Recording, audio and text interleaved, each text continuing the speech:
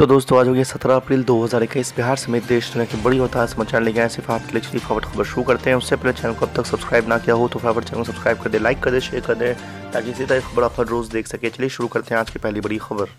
पश्चिम बंगाल के चुनाव में कोरोना संकट को देखते हुए आखिरी 3 राउंड का मतदान एक साथ ही कराने के सुझाव को बीजेपी ने विरोध किया है। चुनाव आयोग की ओर से मतदान और प्रचार के दौरान कोविड प्रोटोकॉल के पालन को लेकर बुलाई गई सर्वदलीय बैठक में बीजेपी ने यह राय दी है। आपको बता दें कि बीजेपी की ओर से मीटिंग में शामिल हुए स्वप्रदास गुप्ता ने कहा है कि इससे मतदाताओं और चुनाव लड़ रहे प्रत्याशियों को नुकसान होगा। दास गुप्ता ने कहा कि पार्टी ये नहीं चाहती है कि लोकतांत्रिक मूल्यों और उसकी भावनाओं को किसी तरह चोट पहुंचे। दास गुप्ता ने बताया कि हमने चुनाव आयोग की मीटिंग में कहा है कि हम कोरोना प्रोटोकॉल का सख्ती से पालन करेंगे जिसे चुनाव आयोग ने तय किया है। हमारी अपील है कि ऐसा कोई कदम ना उठाया जाए जो उन मतदाताओं से भेदभाव करता हो जहां अभी वोटिंग होनी बाकी है। जिन जगहों पर मतदान हो चुका है और जहां होना है उन सभी के लिए एक से नियमों का पालन किया जाना चाहिए। बीजेपी लीडर ने कहा कि हमने चुनाव आयोग से आखिरी के 3 राउंड्स की वोटिंग एक साथ कराने को लेकर कुछ नहीं कहा है। हमारी राय है कि चुनाव पहले से तय प्रक्रिया के तहत 8 चरणों में ही होना चाहिए।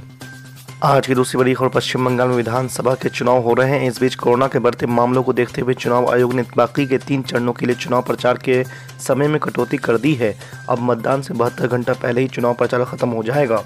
इसके अलावा नए नियमों के तहत निर्वाचन आयोग ने कोविड-19 के बढ़ते मामलों के कारण शुक्रवार को शाम 7 बजे से सुबह 10 बजे तक पश्चिम बंगाल में रैलियों और जनसभाओं पर प्रतिबंध भी लगा दिया है।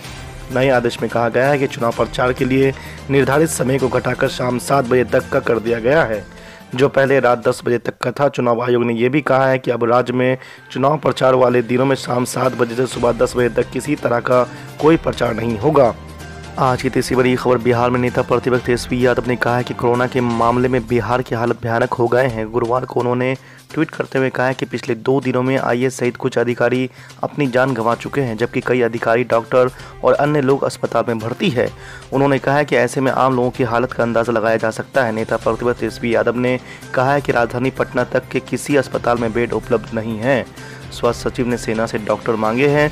उन्होंने कहा है कि वे कोरोना के शुरुआती दिनों से ही बिहार सरकार को अस्पतालों की व्यवस्था करने, टेस्टिंग बढ़ाने, क्वारंटाइन और आइसोलेशन सेंटर बढ़ाने को लेकर आग्रह करते आ रहे हैं। उन्होंने कहा है कि हम समय समय पर मुख्यमंत्री जी से वेंटिलेटर और ऑक्सीजन स्टॉक बढ़ाने का अनुरोध करते आ रहे हैं, मगर कोई सुनवाई नहीं हुई है। साथ ही उन्होंने प्रधानमंत्री नरेंद्र मोदी और भाजपा अध्यक्ष जेपी नड्डा से बिहार के स्वास्थ्य मंत्री को बंगाल की चुनावी ड्यूटी से मुक्त करने का अनुरोध किया है। आज की चौथी बड़ी खबर। कांग्रेस के पूर्व अध्यक्ष राहुल गांधी ने कोविड-19 महामारी से निपटने की रणनीति को लेकर शुक्रवार को केंद्र सरकार पर जमकर निशाना साधा है। उन्होंने आरोप लगाया कि केंद्र सरकार की रणनीति सिर्फ 2 लगी लॉकडाउन लगाने और घंटी बजवाने की है। आपको बता दें कि बाद में उन्होंने पिछले साल के अपने एक बयान का वीडियो शेयर करते हुए कहा है कि 1 साल बाद भी लोग परेशानी का सामना कर रहे हैं। उन्होंने कहा है कि 1 साल बाद भी लोग पीड़ा झेल रहे हैं। हमारा स्वास्थ्य संबंधी बुनियादी ढांचा ध्वस्त पड़ा है और हमारे प्रधानमंत्री अपनी जिम्मेदारी से निरंतर पल्ला झाड़ रहे हैं। वहीं आपको बता दें कि देश में शुक्रवार को कोरोना वायरस संक्रमण के 2,17,353 नए मामले सामने आने के बाद अब तक संक्रमित हुए लोगों की कुल संख्या बढ़कर 1,42,91,917 हो गई है। इसके साथ ही 1,185 और लोगों की मौत हो जाने से कुल मृतक संख्या बढ़कर 1,74,308 हो गई है। आज की 5वीं बड़ी खबर। पश्चिम बंगाल में विधानसभा चुनाव जारी है। इस बीच ऑल इंडिया मजलिस इत्तेहादुल मुस्लिमीन के अध्यक्ष असदुद्दीन ओवैसी ने प्रधानमंत्री और पश्चिम बंगाल की मुख्यमंत्री ममता बनर्जी पर जमकर निशाना साधा है। असदुद्दीन ओवैसी ने एक सभा को संबोधित करते हुए कहा है कि ममता बनर्जी और पीएम नरेंद्र मोदी में कोई अंतर नहीं है। दोनों एक ही सिक्के के 2 पहलू हैं। दोनों भाई बहन हैं जो अपनी टिप्पणियों से यहाँ की जनता को मूर्ख बनाने का काम कर रहे हैं। आपको बता दें कि सभा के दौरान असदुद्दीन ओवैसी ने ममता बनर्जी पर भी जमकर निशाना साधा है। उन्होंने कहा है कि मैं टीएमसी से पूछना चाहता हूं कि उन्होंने 10 साल में अपने कार्यकाल में मुसलमानों के लिए क्या किया है। आपको बता दें कि असदुद्दीन ओवैसी एक सभा को संबोधित कर रहे थे जिसमें बड़ी संख्या में लोग मौजूद थे।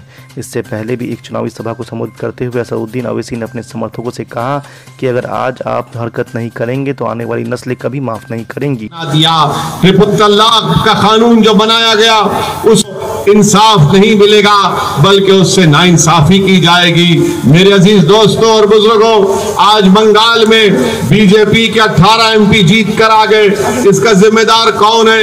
मुझ पर उंगली उठाने वालों, मैं तुमसे पूछ रहा हूं, क्या कांग्रेस की कमजोरी की वजह से, क्या ममता बनर्जी की कमजोरी की वजह से, क्या बीजेपी के यहां पर 18 MP कामयाब कैसे हो गए?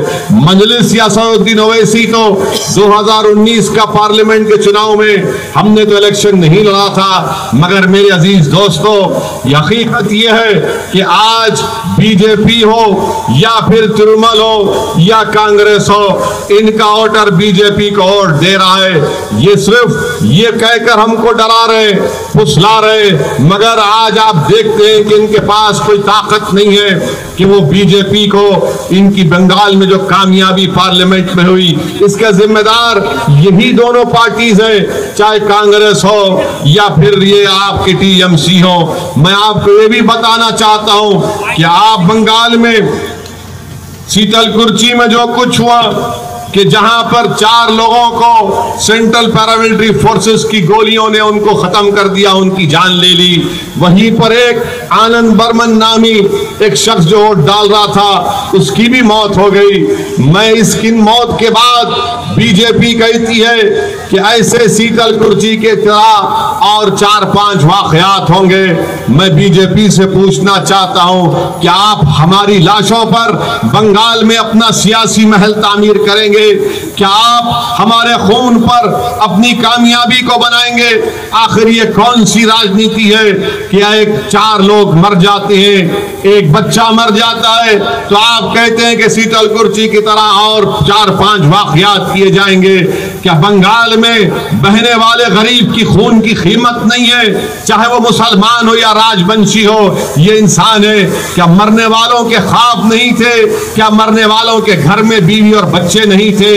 क्या मरने वालों के माँ बाप नहीं थे कि जवानी में उनकी जवानी को, जिंदगी को छीन लिया गया?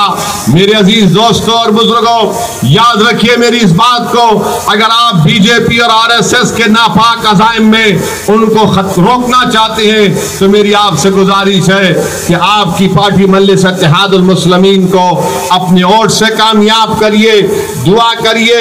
और मैं आपको मुबारकबाद भी देता हूं कि इंशाअल्लाह ताला आज रात से रमजान शुरू होगा। मुझे यकीन है कि रमजान के मुबारक महीने में हम तमाम लोग रोजा भी रखेंगे और कसरत से अल्लाह की बारगाह में दुआ करेंगे ताकि इस सागरदेगी के असेंबली हल्के से, विधानसभा से, यहां से महबूब आलम को आप कामयाब करिए। आज आपके पास मजलिस इत्तेहादुल मुस्लिमीन आई हुई है। बीजेपी जब से सरकार में आई है, देश के कोने कोने में कभी मॉब लिंचिंग हो जाती है, तो कभी किसी को पीने का पानी अगर कोई जाकर किसी इबादत गाह में पीता है तो उसको 14 साल के बच्चे को मारा और पीटा जाता है। यही बीजेपी की ताईद की बिना पर, यही संघ परिवार की ताईद की बिना पर आप देखते हैं कि ये संघ परिवार से ताल्लुक रखने वाले लोग रसूलुल्लाह सल्लल्लाहु अलैहि वसल्लम की शान में गुस्ताखी भी करते हैं। और बीजेपी की जो सरकार उत्तर प्रदेश में है नरेंद्र योगी की, वो उसको गिरफ्तार भी नहीं करती। मेरे अजीज दोस्तों, ये बीजेपी ऐसी पार्टी है जिसने मुल्क में नौजवानों को बेरोजगारी उनका मुकद्दर बनाकर रख दिया। आज आप देखते हैं कि पूरे मुल्क में कोरोना फैल रहा है, इंजेक्शन की जरूरत है, वैक्सीन की, तो नरेंद्र मोदी को इसकी फिक्र नहीं है। कई बंगाल में आपके अस्पताल में चले जाइए, आपको कोरोना का इंजेक्शन है, मगर बीजेपी इंजेक्शन नहीं देती। आखिर इसका जिम्मेदार कौन है? नरेंद्र मोदी तो बड़ी बड़ी भाषण करते हैं, बड़ी बड़ी बातें करते हैं, मगर इनको देश चलाना नहीं आता। ये बांग्लादेश तो चले गए और बांग्लादेश में जाकर नरेंद्र मोदी ने वहां पर बांग्लादेश के जनता से कहा कि मैंने बांग्लादेश के लिए सत्याग्रह किया, मगर यही बंगाल में आज देखते हैं कि बीजेपी के लोग कहते हैं कि मुर्शिदाबाद में घुसपैठी घुसे हैं, मुर्शिदाबाद में बांग्लादेशी है। खुद दिलीप घोष ने कहा था कि 1 करोड़ से ज्यादा लोग बंगाल में बांग्लादेशी है। आखिर ये कब तक ये नफरत फैलाते रहेंगे?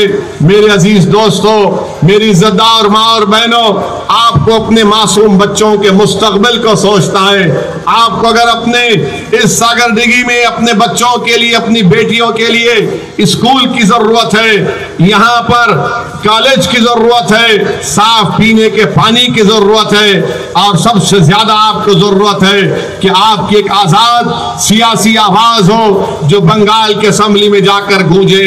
कब तक आप कांग्रेस की ममता बनर्जी का साथ देते रहेंगे? ये आपको सिर्फ वोट हासिल कर रहे हैं, इंसाफ नहीं कर रहे।